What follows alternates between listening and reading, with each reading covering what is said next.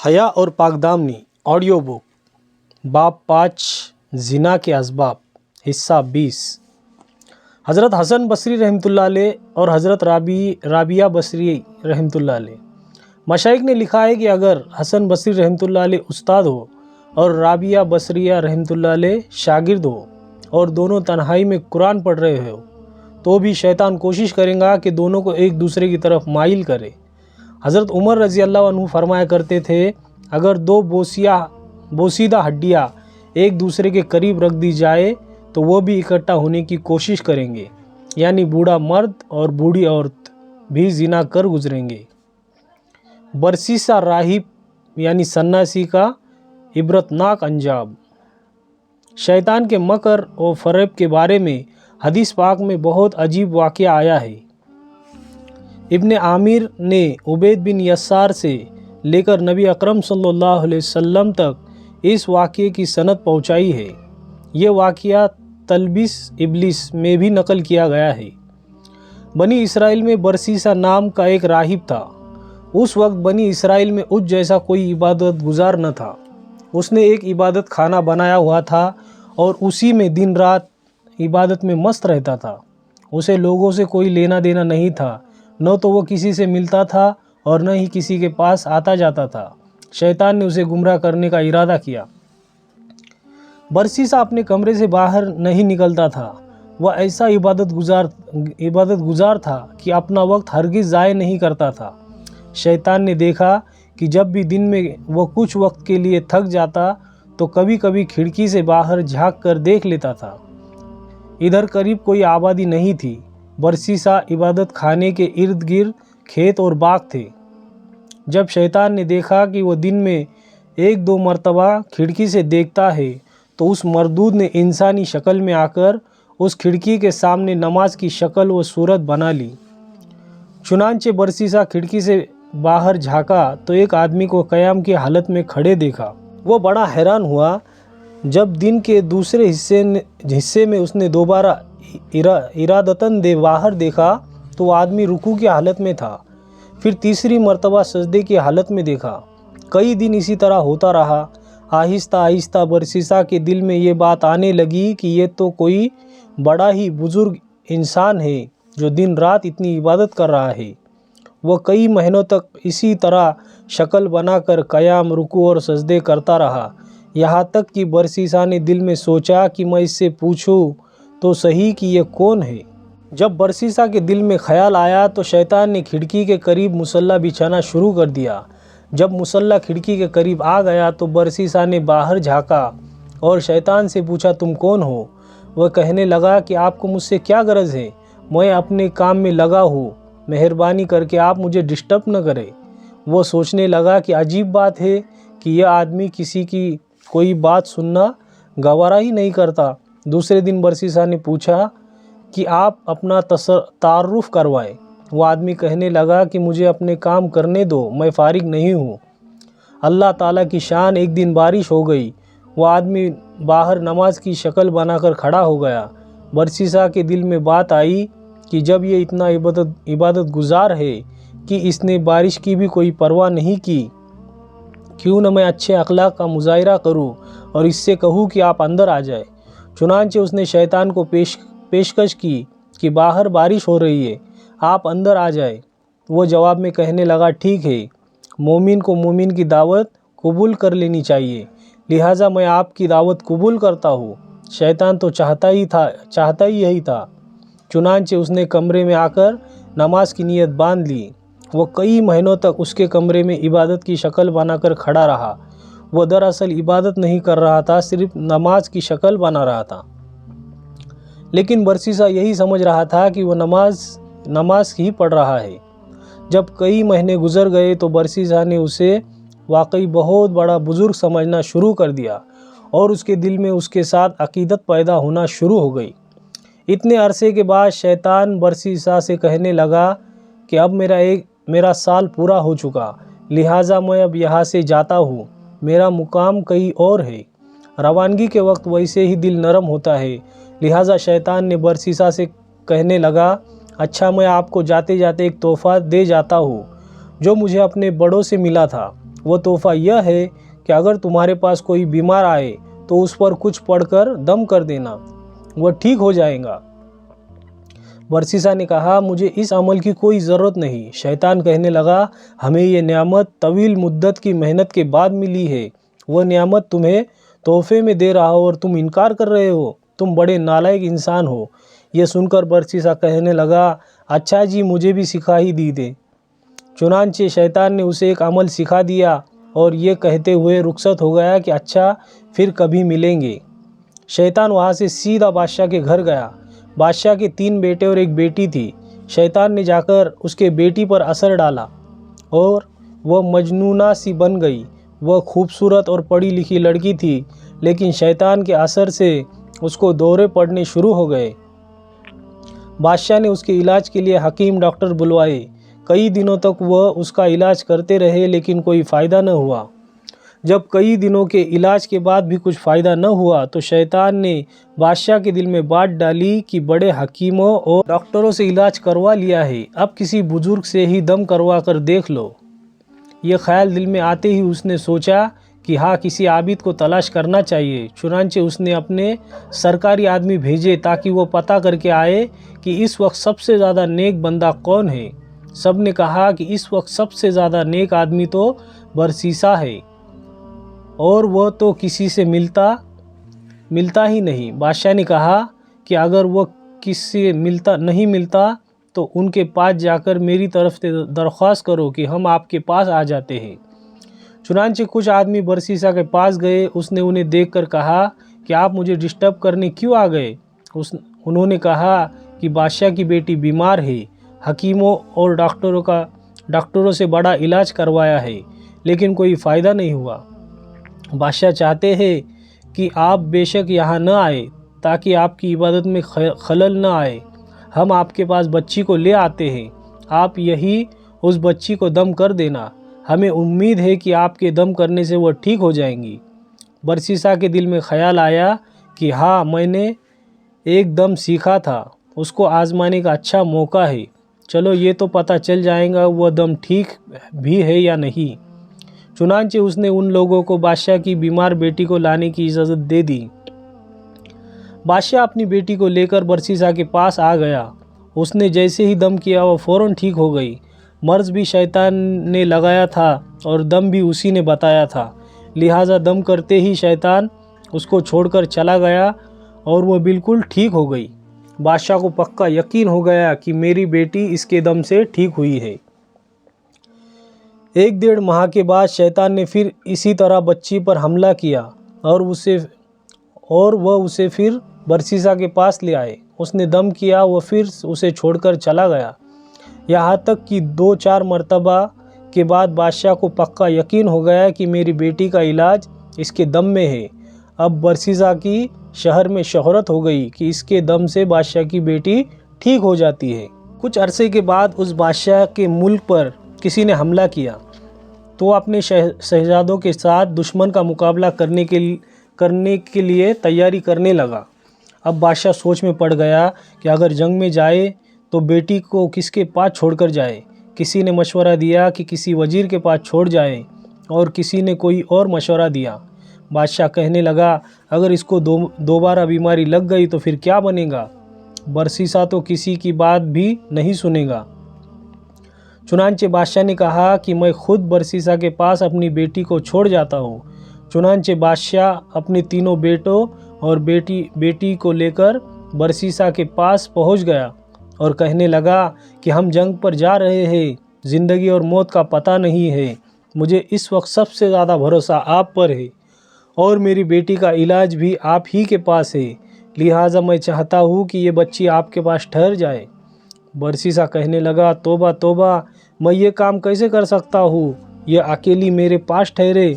बादशाह ने कहा, नहीं, कोई ऐसी बात नहीं है, बस आप इजाज़त दे दे, मैं इसके रहने के लिए आपके इबादत खाने के सामने एक घर बनवा देता हूँ, तो ये उसी घर में ठहरेंगी। बरसीसा ने यह सुनकर कहा, चलो ठीक है।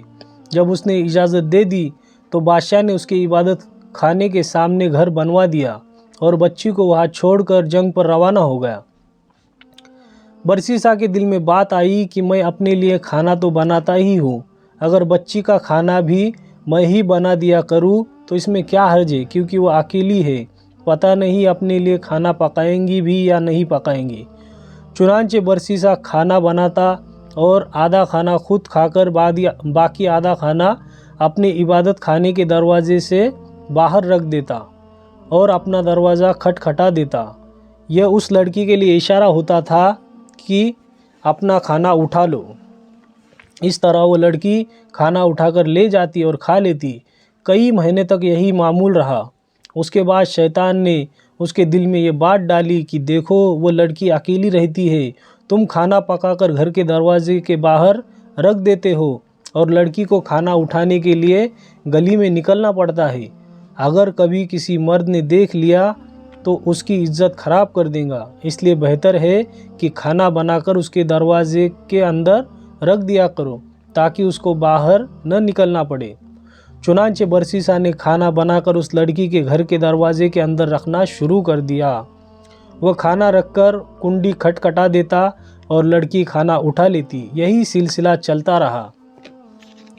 जब कुछ और महीने इस तरह गुजर गए तो शैतान ने उसके दिल में डाला कि तुम तो इबादत में लगे होते हो, ये लड़की अकेली है, ऐसा न हो कि तन्हाई की वजह से और ज़्यादा बीमार हो जाए, इसलिए बेहतर है कि उसको कुछ नसीहत कर दिया करो ताकि वह भी इबादत गुजार बन जाए और उसका वक्त भी ज़ाय न हो। यह ख्याल दिल में आते ही उसने कहा, हाँ ये बात तो बहुत अच्छी है, लेकिन इसकी क्या तरतीब होनी चाहिए। शैतान ने इस बात का जवाब भी उसके दिल में डाला कि लड़की को कह दो कि वो अपने घर की छत पर आ जाया करे और तुम भी अपने घर की छत पर बैठ जाया करो और उसे वाज व नसीहत किया करो। चुनांचे बरसीसा ने इस तरतीब से वाज व नसीहत करना शुरू कर दी। उसके वाज का उस पर बड़ा असर हुआ। उसने नमाज़ें पढ़नी और वजीफ़े करने शुरू कर दिए।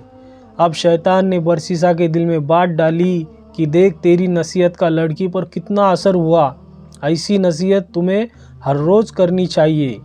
चुनांचे बरसीसा ने रोज़ाना नसीहत करना शुरू कर दी। इसी तरह जब करते करते कुछ वक्त गुज़र गया तो शैतान ने फिर बरसीसा के दिल में ये बात डाली कि तुम अपने घर की छत पर बैठे हो और लड़की अपने घर की छत पर बैठती है। रास्ते में गुज़रने वाले क्या सोचेंगे कि ये कौन लोग बातें कर रहे हैं। इस तरह तो बहुत गलत तासुर पैदा हो जाएगा। इसलिए बेहतर है कि छत पर बैठकर ऊंची आवाज़ से बात करने के बजाय तुम लड़की के घर के दरवाजे के बाहर खड़े होकर तकरीर करो और वो दरवाजे के अंदर खड़ी होकर सुन ले, पर्दा तो होगा ही सही। चुनांचे अब इस तरतीब से वाज व नसीहत शुरू हो गई। कुछ अरसे तक इसी तरह मामूल रहा। इसके बाद शैतान ने फिर बरसीसा के दिल में ख्याल डाला कि तुम बाहर खड़े होकर तकरीर करते हो, देखने वाले क्या कहेंगे, यह आदमी पागलों की तरह ऐसे ही बातें कर रहा है। इसलिए अगर तकरीर करनी ही है तो चलो किवाड़ के अंदर खड़े होकर कर लिया करो, लड़की दूर खड़ी होकर सुन लिया करेंगी। चुनांचे अब बरसीसा ने दरवाजे के अंदर खड़े होकर तकरीर करना शुरू कर दी। जब उसने अंदर खड़े होकर तकरीर करना शुरू कर दी तो लड़की ने उसको बताया कि इतनी नमाज़ें पढ़ती हो और इतनी इबादत करती हो। यह सुनकर उसे बड़ी खुशी हुई कि मेरे बातों का लड़की पर बड़ा असर हो रहा है। अब मैं अकेला ही इबादत नहीं कर रहा होता, बल्कि यह भी इबादत कर रही होती है। कई दिन यही सिलसिला चलता रहा। आखिर शैतान ने लड़की के दिल में बरसीसा की मोहब्बत डाल दी और बरसीसा के दिल में लड़की की मोहब्बत डाली। चुनांचे लड़की ने कहा, आप जो खड़े खड़े बयान करते हैं, मैं आपके लिए चारपाई डाल दिया करूँगी, आप उस पर बैठकर बयान करना और मैं दूर बैठकर सुन लिया करूँगी। बरसीसा ने कहा, बहुत अच्छा। लड़की ने दरवाजे के करीब चारपाई डाल दी। बरसीसा उस पर बैठकर नसीहत करता रहा और लड़की दूर बैठकर बात सुनती रही। इसी दौरान शैतान ने बरसीसा के दिल में लड़की के लिए बड़ी शफकत और हमदर्दी पैदा कर दी। कुछ दिन गुजरे तो शैतान ने बरसीसा के दिल में ये बात डाली कि जो नसीहत तो लड़की को सुनानी होती है, तुम्हें दूर बैठने की वजह से ऊंचा बोलना पड़ता है। गली से गुजरने वाले लोग भी सुनते हैं, कितना अच्छा हो कि यह चारपाई ज़रा आगे करके रख लिया करे और दोनों पस्त आवाज़ में बातचीत कर लिया करे। चुनांचे बरसीसा की चारपाई लड़की की चारपाई के करीब हो गई और वाज व नसीहत का सिलसिला जारी रहा। कुछ अरसा इसी तरह गुजरा तो शैतान ने लड़की को सजाकर बरसीसा के सामने पेश करना शुरू किया और वह उस लड़की के हुस्न व जमाल का दीवाना होता गया। अब शैतान ने बरसीसा के दिल में जवानी के ख्यालात डालना शुरू कर दिए, यहाँ तक कि बरसीसा का दिल इबादत खाने से उचाट हो गया और उसका ज़्यादा वक्त लड़की से बात करने में गुजर जाता। साल भर गुजर चुका था। एक दफ़ा शहजादों ने आकर शहजादी की खबर ली तो शहजादी को खुश व खुर्रम पाया और बरसीसा के गुण गाते देखा। शहजादों को लड़ाई के लिए दोबारा सफ़र पर जाना था, इसलिए वे मुतमईन होकर चले गए। अब शहजादों के जाने के बाद शैतान ने अपनी कोशिशें तेज़ कर दी। चुनांचे उसने बरसीसा के दिल में लड़की का इश्क पैदा कर दिया और लड़की के दिल में बरसीसा का इश्क पैदा कर दिया, यहाँ तक कि दोनों तरफ बराबर की आग सुलग उठी। अब बरसीसा जिस वक्त नसीहत करता तो सारा वक्त उसकी निगाहें शहजादी के चेहरे पर जमी रहती। शैतान लड़की को नाज व अंदाज सिखाता और वह सराफा नाजनीन और रश्क कमर अपने अंदाज व अदाओं से बरसीसा का दिल लुभाती, यहाँ तक कि बरसीसा ने अलग चारपाई पर बैठने के बजाय लड़की के साथ एक ही चारपाई पर बैठना शुरू कर दिया। अब बरसीसा की निगाहें जब शहजादी के चेहरे पर पड़ी तो उसने उसे सराफा हुस्न व जमाल और नज़र को जज्ब करने वाली पाया। चुनांचे बरसीसा अपने शहवानी जज्बात पर काबू न रख सका और उसने शहजादी की तरफ हाथ बढ़ाया। शहजादी ने मुस्कुराकर उसकी हौसला अफजाई की, यहाँ तक कि बरसीसा जिना कर बैठा।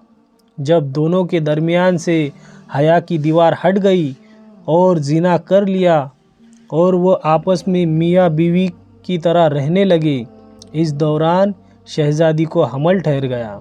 बरसीसा को फिक्र हुई कि अगर किसी को पता चल गया तो क्या बनेगा, मगर शैतान ने उसके दिल में ख्याल डाला कि कोई फिक्र की बात नहीं, जब बच्चा पैदा होगा तो बच्चे को ज़िंदा दरगोर कर देना और लड़की को समझा देना, वो अपना ऐब भी छिपाएंगी और तुम्हारा ऐब भी छिपाएंगी। इस ख्याल के आते ही उसके डर व खौफ के तमाम पर्दे दूर हो गए और बरसीसा बेखौफ व ख़तर हवस परस्ती और नफ्स परस्ती में मशगूल रहा। एक वह दिन भी आया जब उस शहजादी ने बच्चे को जन्म दिया।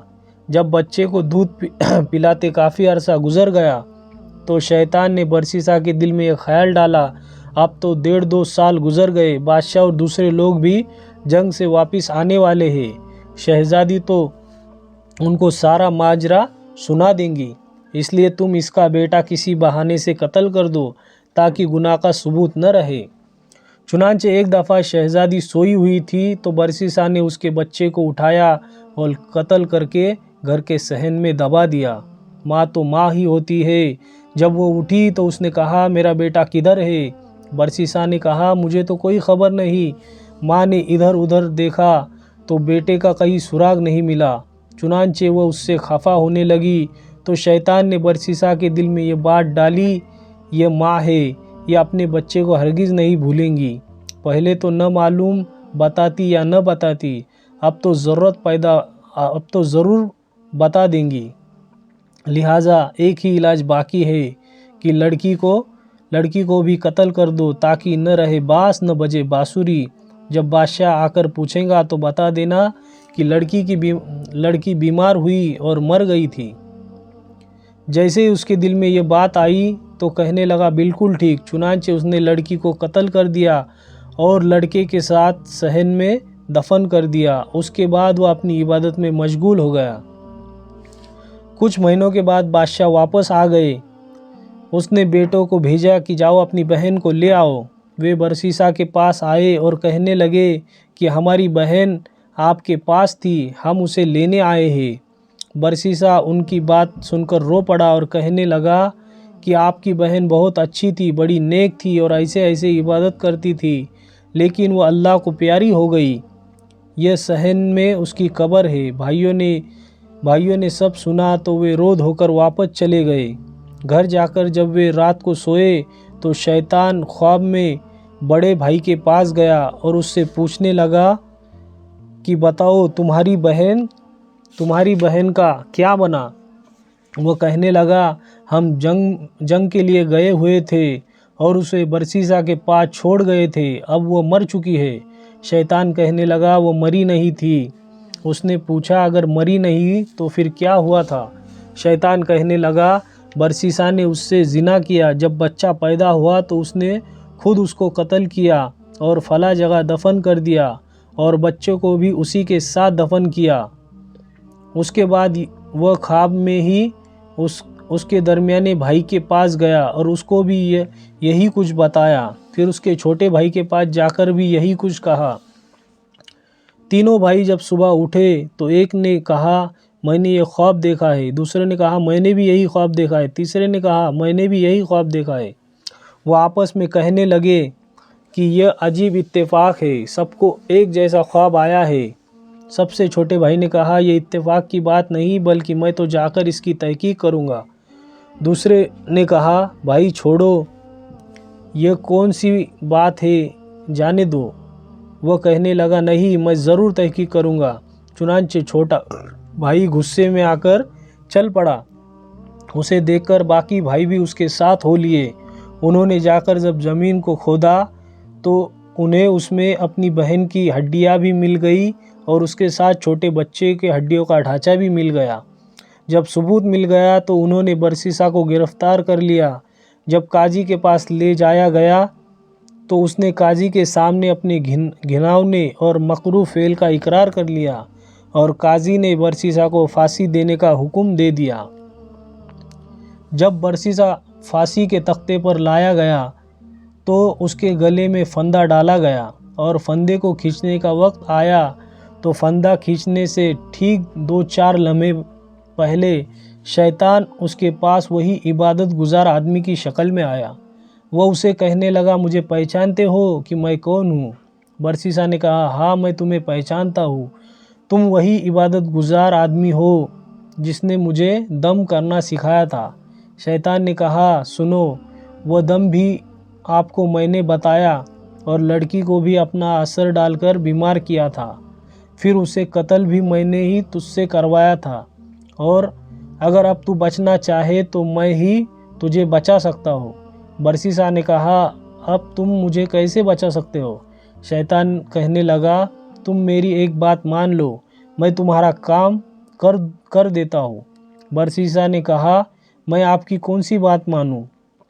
शैतान ने कहा, बस ये कह दो कि खुदा नहीं है। बरसीसा के हवास खराब हो चुके थे। उसने सोचा, चलो एक दफ़ा कह देता हूँ, फिर फांसी से बचने के बाद दोबारा इकरार कर लूँगा।